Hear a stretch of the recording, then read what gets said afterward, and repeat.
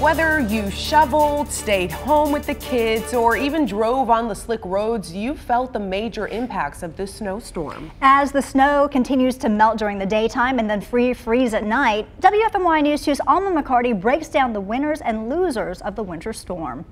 While the snowstorm made some people very happy with a boom in business or days off from school, others got the short end of the stick with this one, forced to shut down or work overtime at times in below freezing temperatures.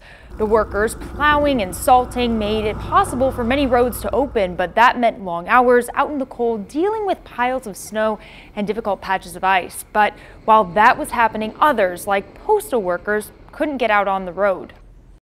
Some of the people that we help, that we deliver for, like Amazon, UPS, FedEx's, DHL's, they had to shut down operations as well. So it kind of causes a bottleneck of the packages.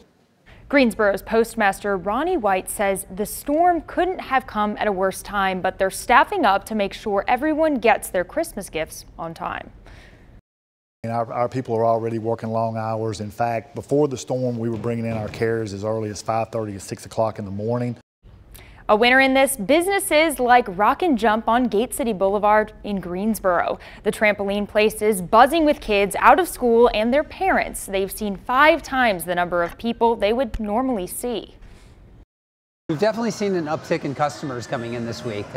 We've been opening at 11 o'clock every day because school is out. We're doing the same thing tomorrow because school is out again. For many drivers, the roads have been a challenge. There have been thousands of wrecks in the state. Now, some of the damaged cars are coming into Aycock Frame and Body Shop in Greensboro. Next week, I expect to be slammed. I mean, we give free mobile estimates, so if the car ain't drivable, we can go to them. But I've already got a full week next week, so we're probably gonna end up working 2 shifts. Well, something you can do to help stop more damage: wash underneath your car. Salt from the roads can get into the frame and the brake lines and then rust.